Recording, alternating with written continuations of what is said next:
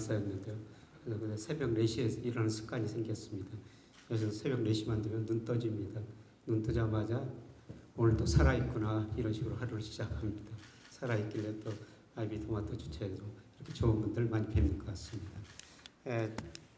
제가 오늘 여러분들하고 같이 생각해 볼 거는 큰 흐름이에요. 가끔 기업체 사장님들, 부자들 만나면 공통적으로 이런 말씀하십니다. 시대에 당하지 말자. 거시적인 흐름을 알고 거기에 따라 여러 가지 의사결정을 하자는 겁니다.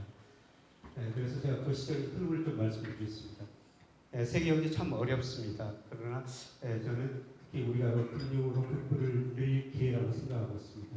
그다음 이 달러같이 최근에 좀 하라고 했습니다만 중장기적으로도 하락 추세다. 그다음에 우리나라는 구조적으로 저성장 국면이 진행되고 있다. 저성장이 가장 중요한 특징이 차별화인데요. 앞으로도 심화될 수밖에 없습니다. 그리고 금리 지금 많이 낮아졌습니다만 시간이 갈수록 저는 우리 금리가 0%에 접근해 갈 것이다. 이라는 우리 기업들 나중에 개인들이 어떻게 대응할 것인지 간단히 한번 살펴보겠습니다. 경제라는 게 장기적으로 성장하죠. 근데 지난 역사를 보면은 중간중간 어려운 국면이 있었지 않습니까? 이런 국면을 우리가 미리서 예측하고 어떻게 대응하느냐, 또 어떻게 극복해 가느냐, 거기에 따라서 개인, 회사, 기업, 국가 다 달라질 수가 있는 것입니다. 저는 장기적으로 세계 경제 아주 낙관적으로 봐요. 영국의 더 이코노미스트 그림입니다만 아시아 여자가 쇼핑한 걸 미국 남자가 들어주는 그림이에요. 그동안 이 미국 사람들이 소비하면서 세계 경제 성장을 주도했죠. 근데 이 사람들이 부채가 많아가지고 과거처럼 소비할 능력이 없습니다. 그럼에도 불구하고 세계 경제 성장할 수 있는 이유는 아시아, 특히 중국, 이런 베트남, 인도네시아, 인도 이런 나라들이 있기 때문이라는 겁니다. 이런 아시아 경제를 제일 강조하는 분이 짐 노조스라는 사람이죠. 30대 초반까지 서울에서 헌터펀드 만들어 엄청난 수익을 내고요. 한번 오토바이 타고 나중에는 자동차 타고 전 세계 여행을 하죠. 또 각 나라 돌아다니면서 투자해가지고 돈을 버는 사람인데요. 어드벤처 캐피탈리스트 그 책 보면은 우리나라에 어떤 이야기도 쓰고 있죠. 부산 가서 개고기 참 맛있게 먹었다. 그리고 제약주 사가지고 돈 많이 벌었다. 이런 이야기를 하고 있습니다. 그때 불인 차이나 이런 책을 썼는데요. 그 마지막 부분 보면은 두 가지 때문에 행복하다. 첫 번째, 늦게라도 결혼해서 살아보니까 참 행복하더라. 결혼 안 하신 분들 빨리 결혼하세요. 그다음에 두 번째, 4살 난 딸이 중국어를 배우니까 더없이 행복하더라.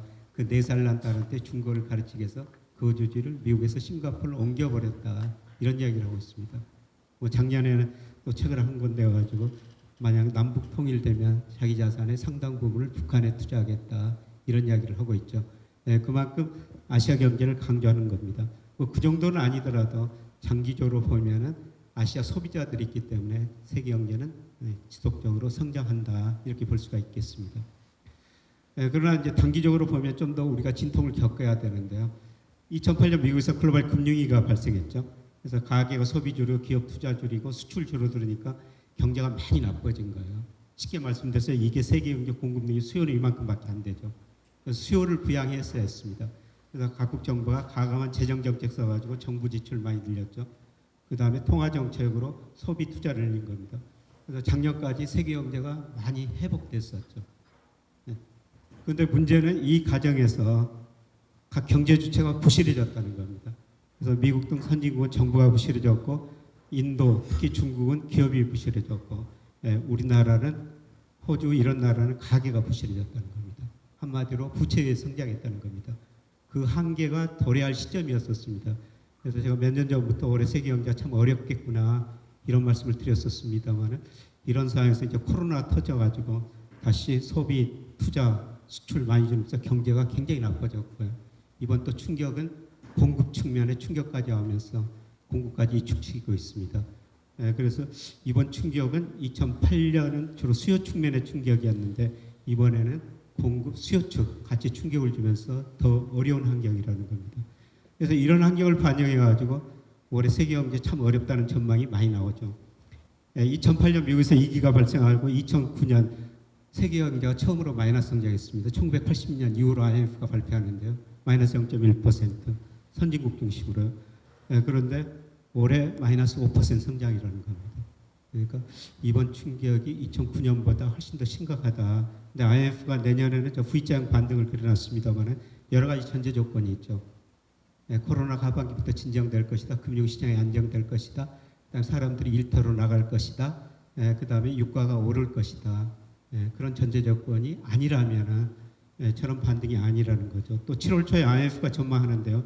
지금 나오는 소식들 종합해 보면은 저것보다 더 낮출 거다. 이런 전망들이 나오고 있습니다. 어떻든 올해는 세계 경제가 그렇게 어렵다. 이런 말씀을 드리겠습니다. 국가별로 보면 작년까지 미국 경제는 정말 좋았었어요. 능력 이상으로 성장했죠.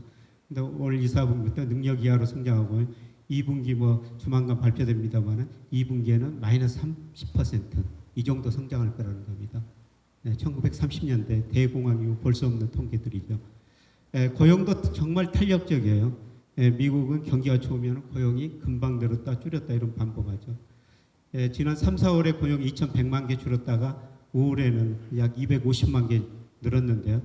그래도 이번 코로나 사태로 거의 2천만 개 일자리가 줄어든 겁니다. 2천만 개라면 지난 10년간 늘었던 일자리가 단 2달 사이에 줄어들었다는 것이죠.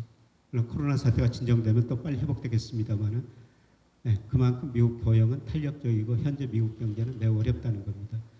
그래서 전례 없이 과감한 재정 정책, 통화 정책도 펼치고 있죠. 올해 연방 정부가 추가적으로 쓰게 냈던 예산이요. 올해 예산의 거의 48%를 쓰겠다는 겁니다. 이게 메인 스트리트 QE라고 그러죠. 돈 풀어가지고 기업을 지원하고 가게에 돈을 주고 있습니다. 이 못지않게 통화 정책도 얼마나 적극적입니까? 이거가 발생하자마자 다시 그 금리 0%까지 내렸고요. 그 다음에 지난 2월 말 이후로 3조 달러 이상을 풀었습니다. 이 3조 달러가 어느 수준이냐면은 지난 3차례 양적완을 통해서 풀었던 돈이거든요. 그러다 보니까 지금 주식시장이 이렇게 좀 많이 오르고 있는데 제가 생각에는 여러 가지 볼 때 거품이 아닌가 나중에 시간 나면 조금 말씀드리겠습니다. 그런데 미국 경제가 내년에 회복되더라도 이 빨간 선이 미 의회에서 추정한 영선이 잠재 GDP인데요. 내년에 회복되더라도 능력 이하로 성장할 거라는 겁니다. HP라는 건 제가 미국 잠재 성장 능력 추정해 봤습니다만은 의회보다 잠재 성장이 저는 좀 떨어졌다고 이렇게 추정하고 있습니다만은 어떻든 내년에 회복되더라도 미국 경제가 능력 이하로 성장할 것이다. 이렇게 볼 수가 있습니다. 제가 미국보다는 중국에 더 관심을 갖자 이런 말씀을 드리고 싶은데요. 자, 2008년 미국에서 위기가 발생하고 선진국 중심으로 세계 경제 마이너스 성장하는데 중국은 9 내지 10% 성장했습니다. 이때 중국만이 자본주의를 구제한다 이런 이야기까지 나왔죠. 올해도 중국 경제 성장이 많이 떨어졌습니다만 그래도 약간의 그 플러스 성장할 것이다 이렇게 보고 있습니다. 그런데 중국이 2008년 그렇게 어려웠음에도 불구하고 높은 성장을 한 것은 중국 기업들이 엄청나게 투자를 늘렸던 겁니다. 고정 투자가 GDP에 차지하는 세계 평균이 그 당시 22%였는데요. 한때 48%까지 올라갔어요. 그런데 문제는 이렇게 투자를 많이 해가지고 기업 생산 능력을 늘려놨는데 수요가 부족하니까 지금 기업이 부실해지고 은행이 부실해지고 그래서 중국이 기업은행 구조조정을 해야 된다는 거죠. 그래서 중국 정부가 이제 투자보다는 소비 중심으로 성장해야 되겠다 이런 정책을 바꾸고 있고 일이 가고 있거든요. 작년에 중국의 1인당 국민소득이 $10,000 돌파하면서 계속 소비 중심으로 성장할 겁니다. 근데 문제는 투자가 너무 많이 했고 이 구조조정을 한번 걸쳐야 된다는 겁니다. 이렇게 부채가 높은 나라, 단기간에 이렇게 빨리 늘어난 나라 없죠. 이런 상황에서 이제 코로나가 터져가지고 급격한 경기 이축 구조조정을 촉진하는 겁니다. 그래서 이 길을 지금 겪고 있고요. 저는 이 기회에 중국이 투자에서 소비 중심으로 제조업에서 서비스업 중심으로 안정성장하리라고 보고 있고요. 그 다음에 제가 특별히 관심을 갖는 게 중국의 금융시장 개방입니다. 중국의 금융시장 개방을 굉장히 빨리 하고 있거든요. 작년에 은행을 외국인한테 다 개방해버렸고요. 올해 뭐 생명보험사, 펀드운용사, 그다음에 증권사 예상보다 더 빨리 개방하고 있습니다. 이때 저는 중국과 가지고 우리가 그 금융으로 국부를 늘려야 된다 이런 주장을 계속하고 있는데요. 어디 경제나 크고 작은 사이클이 있습니다. 우리도 1980년대 3조 호황 등으로 10% 넘는 고성장을 했었습니다. 그런데 이때 우리 기업들이 미래를 낙관적으로 보고 투자를 많이 했는데 90년대 돌아가지고 이제 수요가 부족하니까 기업이 부실해지고 은행이 부실해졌죠. 97년 외환위기 한마디로 저는 부실한 기업, 은행 처리하는 과정이었다고 보고 있습니다. 정말 뼈아픈 구조조정을 했죠. 30대 재벌 중 11개가 해체됐습니다. 은행 14개가 없어졌죠. 이 당시 자산 가격이 얼마나 떨어졌습니까? 예를 들어 코스피가 277까지 떨어졌고요. 또 환율은 일시적으로 2,000원까지 갔습니다. 외국인들이 보기에 한국 자산 가격이 얼마나 싸 보였습니까? 한국 자산 가격이 떨어졌지, 한국의 돈가치 떨어졌지. 그 대표적으로 론스타가 외환은행 사가지고 나중에 4조 9천억 정도 벌고 나갔다는 게 아닙니까? 저는 중국이 이 후반에 있다고 생각하고 있어요. 근데 우리나라는 IMF 처방에 따라 가지고 정말 빠른 구조 조정을 했었죠. 근데 중국은 스스로 구조 조정이기 때문에 속도가 느릴 뿐입니다. 그런데 올해가 저는 막바지 국면이 아닌가. 그래서 중국 경제가 이제 구조 조정하고 서서히 4 내지 5% 안정성장 국면에 들어서면서 실물 경제보다는 금융시장이 굉장히 빠른 속도로 확대되리라고 보고 있습니다. 이때 우리가 중국 주식을 사가지고 금융으로 부풀을 늘려야 된다. 이런 이야기를 몇 년 전부터 계속 하고 있습니다. 이거는 참고로 블룸버그 전문가들이 보는 컨센서스인데요. 저도 경제 전망을 오래 했습니다만 경제 성장이 떨어질 때는 전문가들이 예측한 것보다 실제치가 낮게 나오고 계속 낮게 전망하는데 또 낮게 나오고 올라갈 때는 전망한 것보다 높게 나오고 뒤따라 높게 전망하는 경우인데요. 지금 계속 전망치들이 낮게 나오고 있습니다. 계속 수정을 낮게 하고 있죠. 아직도 경제가 더 나빠지는 국면이라는 겁니다. 나머지 국가 좀 참조하시고요. 그 다음에 여러분이 그 신문에서 보시면 한일 전쟁이라는 이야기가 많이 나오는데 한일 전쟁의 본질은 뭐냐면은 각국의 정부가 가감한 재정 정책, 통화 정책 써가지고 C 플러스 I 플러스 G 소비 투자 정부 지출 늘려 경기를 부양했는데 그럼에도 불구하고 수요가 부족하거든요. 그래서 마지막 수단은 수출을 늘리는 겁니다. 수출을 늘려면은 자기네 통화 가치를 떨어뜨려야 되죠. 돈 풀어가지고. 그래서 이번 한일 전쟁은 2008년 미국이 먼저 시작한 겁니다. 미국이 한 해 동안 2008년 그 돈을 2배 풀었어요. 이렇게 미국이 돈 푸니까 달러 가치가 떨어지고 특히 엔화 가치가 많이 올랐죠. 엔 달러 환율이 123엔에서 한때 76엔까지 갔습니다. 일본이 디플레 압력이 굉장히 심한 나라죠. 그래서 일본이 견딜 수가 없고 아베노믹스를 해가지고 물가 2% 목표를 설정하고 물가 2%될 때까지 무한정 돈을 풀어보겠다.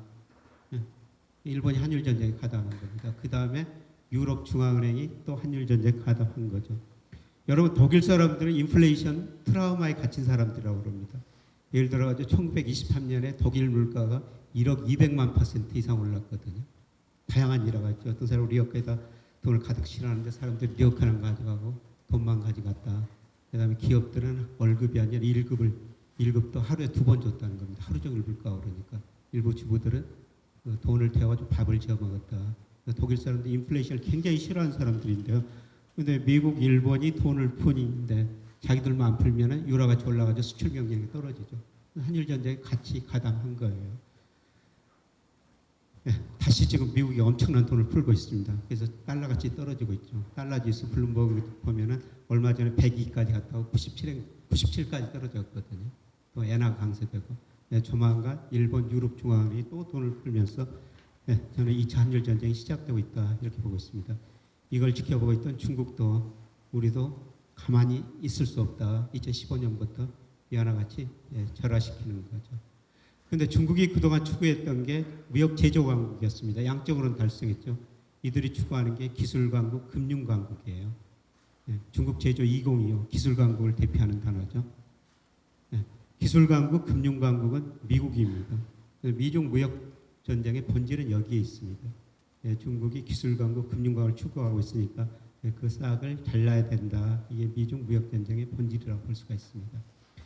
장기적으로 그 달러 가치가 어떻게 되느냐 그게 문제인데요. 저는 한마디로 미국 경제사는 달러 가치 하락의 역사였다 이런 말씀을 드리고 싶은데요. 이게 주요국 통화에서 달러 지수예요. 추세적으로 하락하죠. 미국 경제가 어려울 때마다 달러 약세를 유도했습니다. 대표적으로 85년 9월 플라자 협의였었죠. 그 다음에 2000년 IT 거품 붕괴되면서 달러 약세 유도했고요. 저는 달러가 추세적으로 이번에도 돈 풀면서 달러 약세 유도하리라고 보고 있습니다. 얼마 전에 그 스티븐 로치가 앞으로 달러 가치가 35% 정도 하락할 것이다. 뭐 그 정도 하락할 것인가는 저도 잘 모르겠습니다만 어떤 날 달러 가치는 추세적으로 하락하는 국면이다. 그 나라 경제력, 그 나라 환율이에요. 미국 GDP가 아직도 세계 GDP 25% 차지하고 있습니다만은 IMF가 계속 그 추세적으로 하락이라는 거죠. 이거는 달러 가치 하락을 의미한다는 겁니다. 우리 경제 별로 안 좋습니다. 그럼에도 불구하고 우리 원화 환율은 달러로 표시가 되죠. 달러 가치가 떨어지면 원화 가치는 상대적으로 오를 수밖에 없다 이렇게 볼 수가 있습니다. 특히 단기적으로 보더라도 지금 미국이 엄청난 돈을 풀고 있거든요. 미국이 돈을 풀고 있으니까 우리나라보다 더 많은 돈을 풀고 있으니까 이게 9개월 정도 시차를 두고 환율을 떨어뜨리는 효과가 나타나고 있어요. 그래서 지금 중국 위안화가 최근 조금 불안하면서 원달러도 올랐습니다만은 저는 올 4분기 저 지표를 보면은 내년 초에 가가지고는 환율이 많이 떨어질 수 있을 것이다 이렇게 전망하고 있습니다. 우리 경제인데요. 한국은행도 분기별로 경제 전망을 하고 있습니다만 계속 낮추고 있죠. 내년에는 이렇게 전망한다는 것은 아까 IMF 전망과 비슷합니다. 전제 조건이요. 근데 문제는 뭐냐면은 구조적으로 우리나라 잠재 성장률이 떨어지고 있다는 겁니다.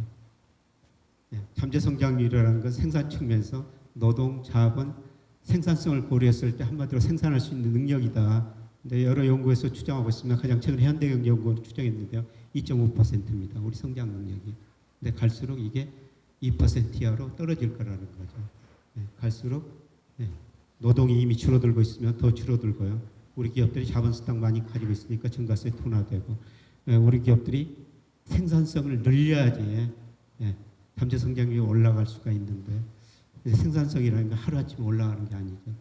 그래서 우리 정부에서 사회 대통합 이런 이야기를 하고 있습니다만 생산성 증가시키는 이외에 우리 잠재 성장을 올리기는 쉽지 않다 이렇게 볼 수가 있겠습니다.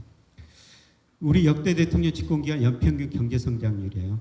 경제 규모가 커지면서 경제 성장을 낮아질 수밖에 없죠. 그런데 대통령이 바뀔 때마다 이렇게 성장률 낮아지는 나라 세계에 어디가 있습니까? 제가 경제적 측면에서 말씀드리겠습니다. 박정희 전 대통령 우리 성장 우선했었죠. 10% 성장했었습니다.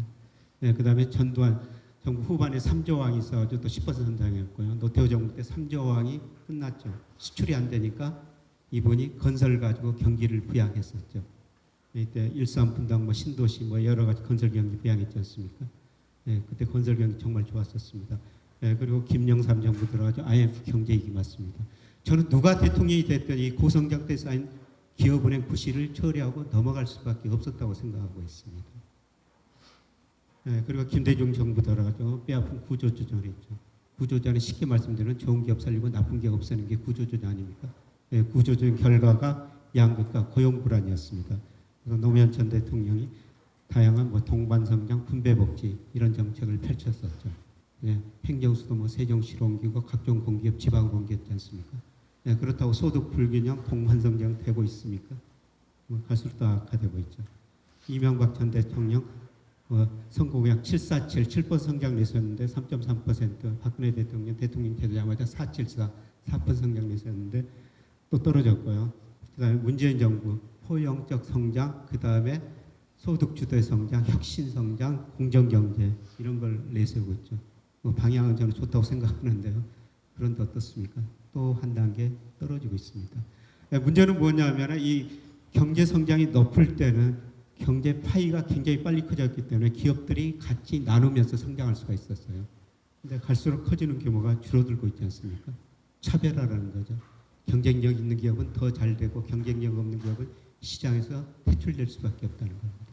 그래서 포용 자본주의라는 것은 축출 자본주의 반대말인데요. 좀 나누고 살자 그런 뜻이고요. 그다음에 소득주도의 성장은 우리가 능력 이하로 성장하고 있으니까 정부 지출 늘리고 가계 소비 늘려가지고 좀 수요를 늘려보자. 그다음에 혁신 성장은 잠재 성장률을 한번 올려보자 이런 건데 구조적으로 우리 경제가 잠재 성장이 저렇게 떨어지는 모습이 나타나고 있다는 것입니다. 그래서 갈수록 더 차별화는 더 심화될 수밖에 없다 이렇게 지금 볼 수가 있는 것이죠. 그렇다고 경제는 장기적으로 성장하는 거죠. 제가 태어났을 때 1인당 국민소득이 59달러였어요. 제가 58년 개띠입니다. 제가 중학교 들어갈 무렵에는 260달러였어요. 저 초등학교 졸업하고 중학교도 못 갔거든요. 등록금이 없어가지고 산에 나무로 다녔습니다. 그런 이야기를 KBS 아침마다 강연 100도시에서 한 적이 있었습니다. 그렇게 가난했었어요. 그런데 지금 3만 달러가 넘었지 않습니까? 그런데 반드시 진통은 있기 마련이죠. 그래서 94년에 $10,000 돌파하고 외환위기 겪었고요. $20,000 돌파하고 미국에서 위기가 발생했죠. 그다음에 $30,000 돌파하고 지금 또 주춤거리는 또 코로나 위기로 올해 내년은 또 줄어들 것 같습니다. 근데 문제는 뭡니까? 과거에는 위기 겪고 이렇게 빠르게 성장했는데 앞서 보는 것처럼 앞으로 성장 속도는 상당히 느릴 수밖에 없다. 이 진통 후에도 과거처럼 우리가 빠른 성장을 하긴 힘들다 이렇게 볼 수가 있습니다. 다음에 금리인데요. 금리 지금 많이 떨어졌죠. 근데 저는 앞으로도 이 금리가 계속 떨어지라고 보고 있습니다. 금리에는 미래의 경제 성장, 미래의 물가가 들어있죠. 지금 금리가 낮다는 것은 무슨 의미죠? 앞으로 경제 성장이 떨어지고 물가가 더 떨어질 거라는 겁니다. 우리나라 디플레 우려까지 제기가 되고 있죠. 그 다음에 두 번째로 돈이 남아도는 경제예요. 투자가 자금 수요고 저축이 자금 공급인데요. 97년 외환위기 전엔 투자가 저축보다 많아가지고 우리가 돈이 부족한 경기였습니다. 근데 어떻습니까? 지금 저축이 투자보다 많아가지고 이만큼 돈이 남아돌고 있죠.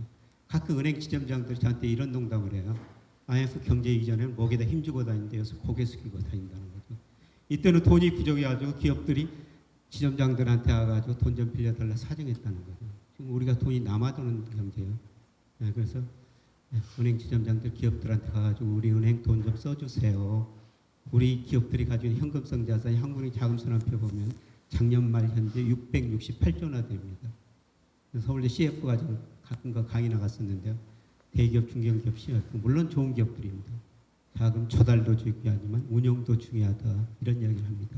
그만큼 자금이 남아돈다는 거죠. 그 다음에 앞으로 은행이 채권 살 수밖에 없는데요. 가계는 자금 잉여 주체라고 그래요. 그 다음에 금융업을 제한 기업들은 자금 부족 주체죠. 그런데 98년부터 일본 기업들이 자금 잉여 주체로 전환이 돼버립니다. 그런데 은행은 돈이 들어오면 어떤 식으로 운영하죠? 대출하지만 유가증권 운영하지 않습니까? 가계대출, 기업대출, 그 다음에 유가증권, 주식가중 채권이죠. 근데 가계도 저축, 기업도 저축하니까 돈이 어디다 써야 되겠어요? 대출이 안 되니까. 유가증권 투자할 수밖에 없죠. 은행이 위험하다고 주식은 잘 안 삽니다. 채권만 삽니다. 일본은행 자산중 채권 비중이 10%에서 32%까지 올라가죠. 일본의 경제 성장을 떨어지고 저축이 투자보다 넘어가지고 다금이 남아들고 이런 상황에서 은행이 채권 사는데 금리가 어떻게 오르겠어요? 그래서 금리가 0%까지 떨어집니다. 금리가 이렇게 떨어지니까 누가 망합니까? 보험회사들이 망하죠. 그래서 은행이 보험회사를 망하게 만들었다. 그런 이야기가 나왔습니다만 그 근본 원인은 기업이 자금 잉여 주체로 전환된 데 있다는 겁니다. 우리나라도 최근에 지금 회사채 발행이 잘 안 되죠. 그래서 조금 은행에 빌리는 규모가 늘어나고 있습니다만 저는 추세는 이리 가고 있다고 생각해요. 그래서 요새 은행 회장들, 행장님들 만나보면 고민이 많더라고요. 자금을 어떤 식으로 운영해야 될 것인가. 기업들이 과거보다 돈을 덜 빌렸으니까. 그래서 KB 윤 회장님 같은 분은 이런 말씀하세요. 은행의 경쟁력은 이제 대출에 있는 거 아니라 유가증권 운용에 있다. 그래서 자기 은행 자기 자본을 유가증권을 얼마나 잘 운영해 주느냐, 고객 자금을 얼마나 잘 자산을 얼마나 잘 운영해 주느냐, 거기에 경쟁력이 있다는 거죠. 그래서 경제 성장을 떨어지고 물가 떨어지고 그 다음에 돈이 남아들고 은행이 채권 사면서 금리가 계속 떨어질 수밖에 없다는 겁니다. 그래서 이러니까 저성장 저금리 시대 때는 우리가 일하면서 근로소득 얻는 게 정말 중요하죠. 제 이야기예요. 제가 2014년 3월에 하던 회사 팔아가지고 그래도 투자한 자금이 한 2억 정도 들었습니다. 그때 마치 생명보험사 부사장이 즉시연금 하나 들라고 그럽니다. 하나 들어줬죠. 근데 즉시연금 들면 매달 얼마 나오지 않습니까? 2013년 3월에 들었는데 4월에 51만 원을 받았어요. 제가 지금 28만 원 받습니다. 51만 원, 28만 원으로 주들었어요. 제 돈 가지고 그 보험회사가 주로 어디다 운영합니까? 채권 아니면 주식이죠. 주식 거의 정체죠. 주가. 그 다음에 채권 수익률이 많이 떨어졌죠. 올라간 적이 없어요. 추세적으로 하락합니다. 저는 4, 5년 후에 제가 한 20만 원 받으리라고 생각해요. 지금 제가 언론에 칼럼 하나 쓰면 평균 30만 원 받는데요. 칼럼 하나 쓰면 무슨 의미죠? 금융자산 2억 가지고 있는 거랑 똑같은 현금 흐름이라는 거예요. 저성장 저금리 시대 때는 일하면서 근로소득 얻는 게 정말 중요하다는 겁니다. 오래 직장 타이시라는 겁니다. 얼마 전에 일본 금융그룹 회장 이야기 강의를 들었어요. 두 가지 이야기합니다. 일본이 우리보다 저성장 저금리 시대를 먼저 겪었죠. 그래서 불행한 일이지만 늙어 죽기 전까지 일해라. 그 다음에 음식 가리지 말고 아무거나 잘 먹어라. 건강에 일할 수 있지 않습니까? 저는 후배들한테 업직보다는 업을 가져라. 회사를 떠나가지고 다만 30만 원, 20만 원이라도 매월 벌 수 있는 그런 업을 가져라. 이런 말씀을 드립니다. 제가 58년 KT라고 말씀드렸는데요. 제 선배들 다 은퇴하고 제 또래도 거의 다 은퇴했죠. 근데 은퇴한 선배들, 남자들 이야기 들으니까 남자들한테 두 가지는 있어야 된다. 나갈 사무실, 적당한 용돈이 있어야 된다는 겁니다. 얼마 전에 KBS 라디오를 들으니까 어떤 주부가 이런 말씀 하시더라고요. 남편이 직장 다니면서 정말 고생하셨대요. 은퇴하시면 정말 잘해드려야 되겠다. 마음을 굳건하게 먹었는데 3개월 지나니까 짜증이 나더라는 겁니다. 이 남자가 애 집에만 있지. 그리고 이 남자분이 양치질하면서 세면대에다 톡톡 두드리는 습관이 있대요. 회사 다닐 때는 듣기 싫지 않았다는 겁니다. 집에 있으면서 그 소리가 정말 듣기 싫었다. 이런 농담을 합니다. 예, 제 선배 변호사가 이런 이야기를 듣고 자기는 이제 부인한테 돈 관리를 다 맡겼대요. 그날 저녁에 가가지고 부인한테 우리 돈 얼마나 있어요? 여쭈었더니 부인 대답이 뭐였겠어요? 왜 남의 돈을 물어봐? 그러시더래요. 농담이 웃기죠. 그 다음에 이분이 KBS 1TV를 보니까 동물의 왕국 숫사자 이야기를 하더래요. 숫사자가 숫사자 역할을 할 때는 얼마나 멋있습니까? 그 역할이 끝나니까 굶어 죽더라는 겁니다. 우리 남성분들 나갈 사무실 적당한 용돈. 그 다음에 저는 장기적으로 금리는 더 떨어질 것이니까 뭐 대출은 변동금리 만기가 길수록 하는 게 좋을 것 같고요. 그 다음에 일본 사람들이 은행에다 돈 맡겨도 별로 이익이 안 나고 이자율은 낮고 주식 채권 시장도 안 좋으니까 아끼고 살 수밖에 없구나. 그래서 전략의 일상화로 들어갑니다. 일본 소비가 줄어들면서 장기적으로 일본 경제가 디플레에 빠지죠. 쉽게 말씀드려서 수축사회라는 겁니다. 작년 말에 어떤 한 경제신문 머릿 기사가 이거였어요. 삼성생명이 역사상 연말에 매년 다음에 목표치를 설정하지 않습니까? 순이익 목표치를 처음으로 줄였다는 겁니다. 좀 지나니까 신한금융그룹이 또 줄였다. 이게 그 일면 머릿 기사로 일면에 나오더라고요. 그런 걸 보면서 우리가 서서히 이거 수축사에 접어들고 있구나 이런 생각이 들었었습니다. 자, 이번 코로나로 어떤 변화가 일어날 것인가?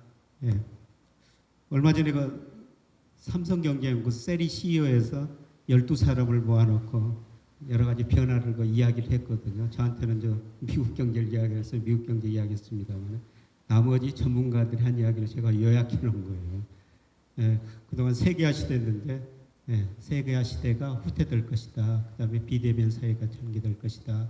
그 다음에 뭐 G7, G20 이런 이야기를 했는데 앞으로 국제기구 힘은 굉장히 약화될 것이다. 그래서 G0 시대라고 그러죠. 앞으로 국가 권력은 굉장히 강화될 것이다. 특히 시진핑 정부, 트럼프, 미국, 중국 정부 힘이 굉장히 강화될 것이다. 중개할 국가기구들이 약해질 것이다. 그 다음에 국가 권력을 강화하시려면 결국 경제력이 강화해야 되니까 오히려 대기업을 더 육성할 수밖에 없다. 그래서 앞으로도 차별화가 더 심화될 것이다. 이런 이야기를 하고 있습니다. 그 다음에 문명 이야기도 하고 있는데요. 여러분 미국은 한마디로 자유입니다. 미국 자유의 신상이죠. 자유의 신상이 상징하는 게 자유지 않습니까?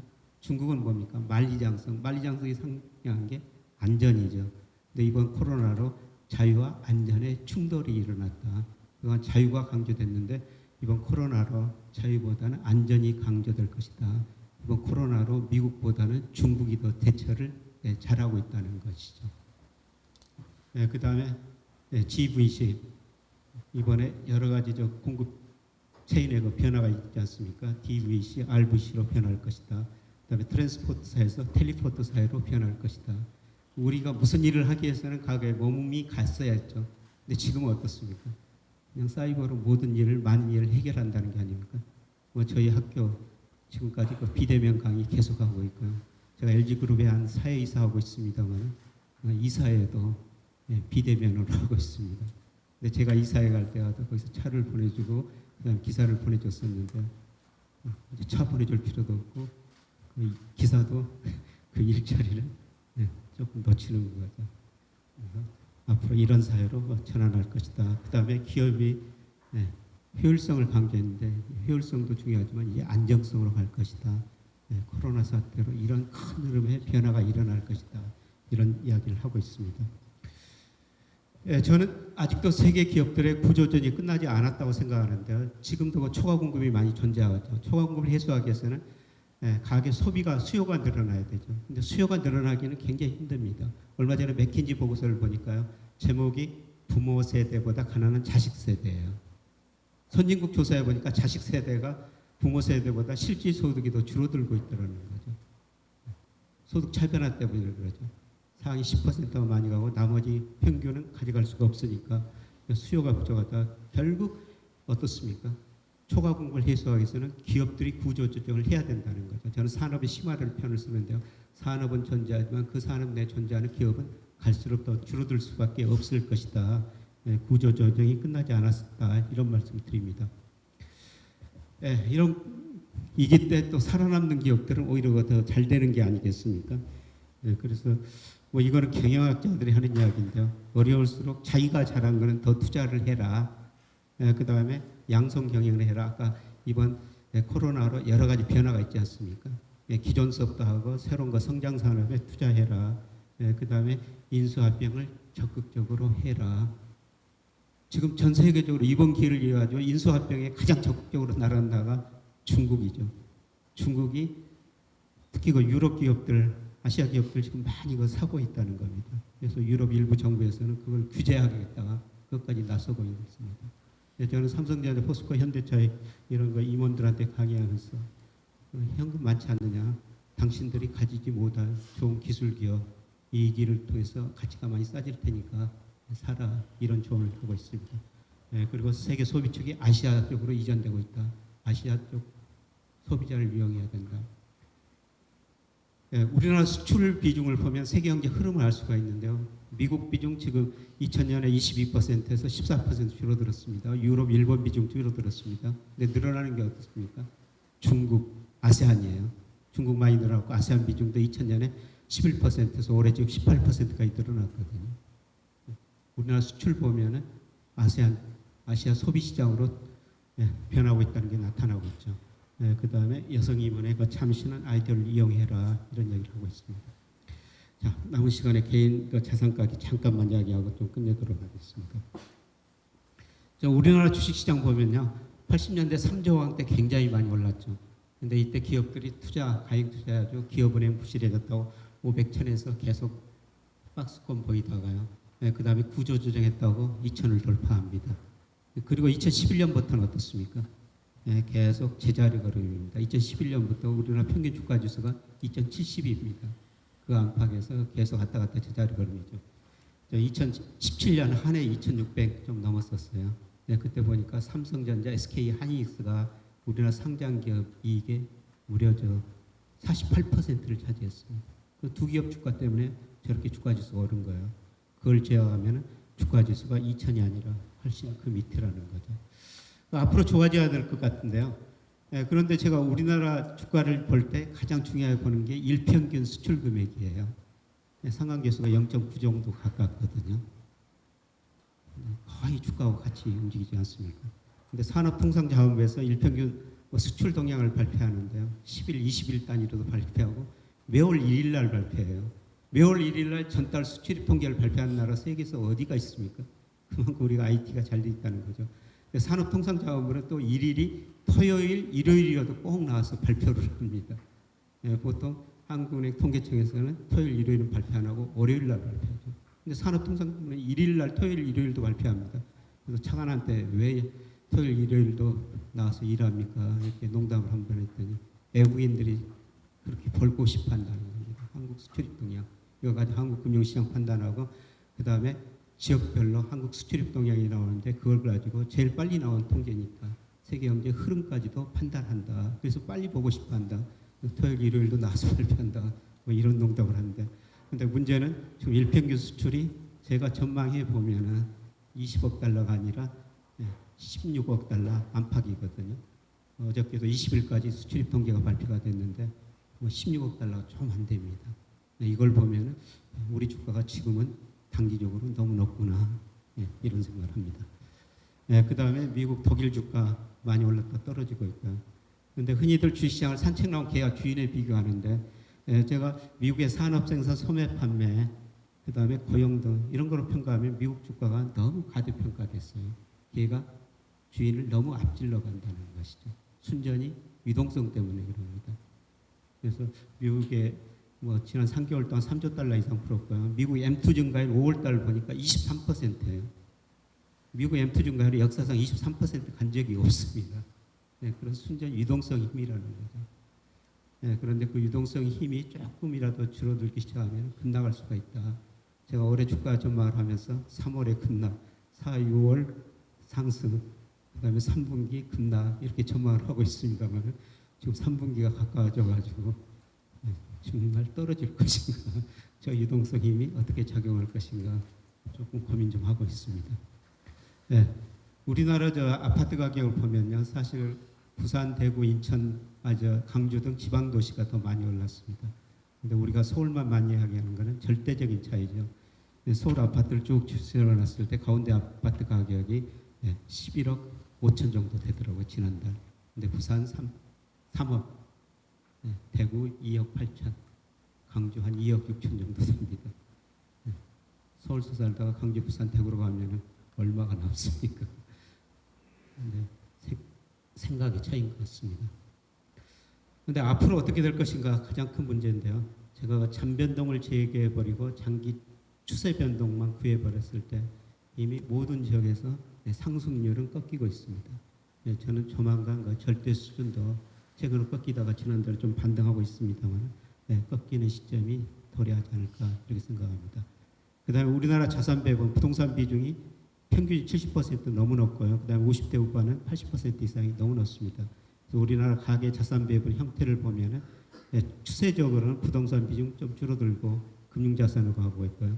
그 다음에 펀드 보면은 주식형 펀드에서는 돈이 빠져나왔고 채권형 펀드는 상대적으로 늘어났죠. 그 다음에 국내 금융시장이 워낙 안 좋으니까 해외 주식 비중이 많이 늘어났습니다. 우리가 해외 주식 투자할 수밖에 없는데요. 제가 여기 표를 안 늘어놨는데 우리나라 국민연금 보면은 작년에가 해외 주식 비중이 23%죠. 국내 18%입니다. 작년에 국민연금이 해외 주식 투자해가지고 무려 31% 수익을 냈고요. 1988년부터 작년까지 연평균 10% 수익을 냈습니다. 복리 개념으로 따지면 엄청난 수익이거든요. 우리가 해외 시장을 볼 수밖에 없다, 투자할 수밖에 없다. 근데 과거에는 그거를 미국에서 돈 벌 수가 있는데 저는 앞으로 한 4, 5년은 미국 비중 자소 줄이고 중국 비중 늘리는 게 좋겠다. 그래서 사학연구, 국민연구, 펀드 매니저들한테 이런 거 조언을 드리고 있습니다. 제가 짧은 시간에 너무나 많은 이야기를 했는데 혹시라도 궁금한 것이 있으면 나중에 저한테 전화 주시든지 메일 주시든지 하면 제가 아는 것 상식껏 답변 드리도록 하겠습니다. 그리고 여러분 각 분야에서 정말 열심히 살고 있는데요. 그거 멋지게 사시고 특히 저는 그 금융회사에 있으면서 부자들, 가난한 사람들 차별화가 너무 심화됐다. 이런 걸 보면서 조금 나누고 살아야 되겠다. 책 사가지고 인쇄 전부 기부하고 여러 군데다 조금씩 자동이체 시키고 있습니다. 이게 우리가 함께 사는 방법일 것 같고요. 특히 제가 말씀드리고 싶은 중국 시장 놓치지 마시고 중국 주식 1등 주식 사가지고 돈 버셔서 나누고 사셨으면 좋겠다는 생각이 듭니다. 귀한 시간 내주셔서 고맙습니다. 네, 여러분 좋은 말씀 주신 김영희 교수님께 다시 한번 큰 박수 부탁드립니다.